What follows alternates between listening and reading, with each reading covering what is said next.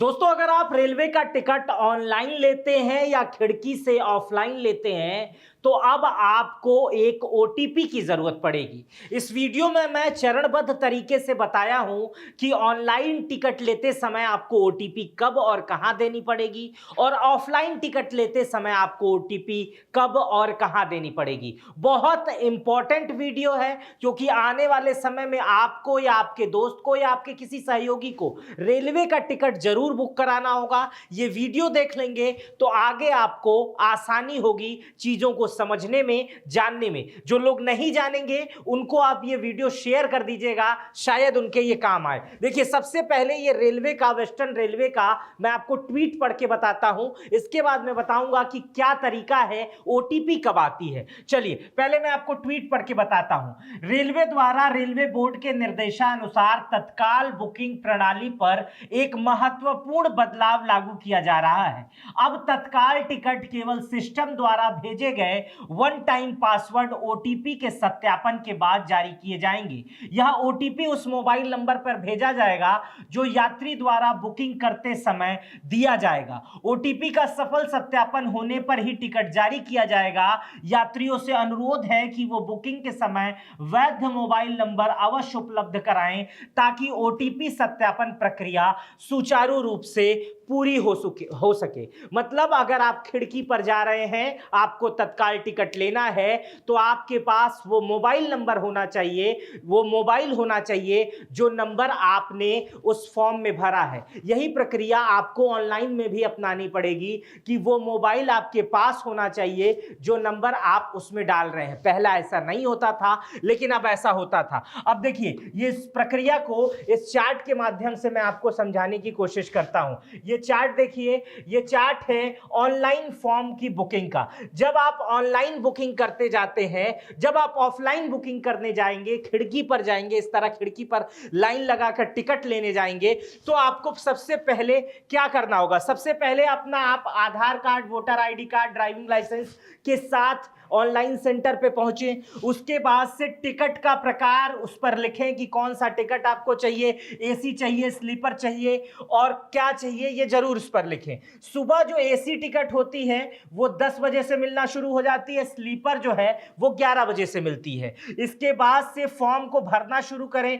Form में कहां से आपको कहां तक जाना है ये लिखें, डेट लिखें, ट्रेन की क्लास लिखें, एसी नॉन एसी जो भी आपको चाहिए, यात्री का विवरण लिखें। उसके बाद एक ऑप्शन जो उसमें होता है मोबाइल नंबर का, उसमें वही मोबाइल नंबर लिखिएगा जो मोबाइल नंबर आपके पास वर्तमान समय में हो। क्योंकि जैसे ही आप ये मोबाइल नंबर लिखकर खिड़की पे आप उस आदमी को फॉर्म देंगे, रेलवे कर्मचारी को, वो मोबाइल नंबर अपने डेस्क पे डालेगा और उस मोबाइल नंबर को डेस्क पे वो जब जैसे ही अपलोड करेगा, तैसे ही आपके उस मोबाइल पर ओटीपी आएगी जो वर्तमान समय पे आपके पास होगी। जब आप वो ओटीपी अंदर बैठे कर्मचारी को बताएंगे तभी आपका टिकट कंफर्म होगा। यही प्रक्रिया है और इस प्रक्रिया में सावधानी क्या बरतनी है आपको, आइए मैं आपको वो बता देता हूं। ओटीपी अगर आप समय पे नहीं बता पाएंगे, आपके मोबाइल में नेटवर्क खराब रहेगा, चीजें खराब रहेंगी, तो आपका टिकट बुक नहीं हो पाएगा। एक मोबाइल नंबर से एक समय में सिर्फ एक टिकट बुक होगा और भीड़ से बचने के लिए आपको फॉर्म को पहले भरना पड़ेगा। ये सावधानी बरतनी होगी। जैसे रेलवे में अगर आपको 10 बजे लाइन में लगना है तो आपको उम्मीद है 9 बजे पहुंच जाना चाहिए। वहां सारे फॉर्म भर लीजिए, वो नंबर सुनिश्चित कर लीजिए कि जो आपने उसमें लिखा है वह आपके पास हो। कभी कभी महिलाएं ऐसा होता है कि भरते समय अपने पति का नंबर लिख देती हैं, अपने भाई का नंबर लिख लेती हैं, या कुछ लोग ही किसी और का नंबर लिख देते हैं कि ये गार्जियन का नंबर है। ऐसा बिल्कुल नहीं करना है। वही नंबर लिखना है जिस नंबर से आपको यात्रा करनी है या जिस नंबर से आप उस समय वहां पर मौजूद हो। ये हो गया ऑफलाइन का तरीका। अब मैं आपको इसी तरह ऑनलाइन का तरीका भी बताता हूं। जो लोग ऑनलाइन टिकट बुक करते हैं वो लोग भी समय का ध्यान रखें। सुबह 10 बजे जो है वो एसी टिकट बुक होती है और 11 बजे स्लीपर की तत्काल टिकट बुक होती है। 10 से 15 मिनट पहले ऐप को खोल लें ताकि आपको पता चल जाए कि नेट की स्पीड कितनी है, सर्वर कितना है। लॉगिन कर लें अच्छे से।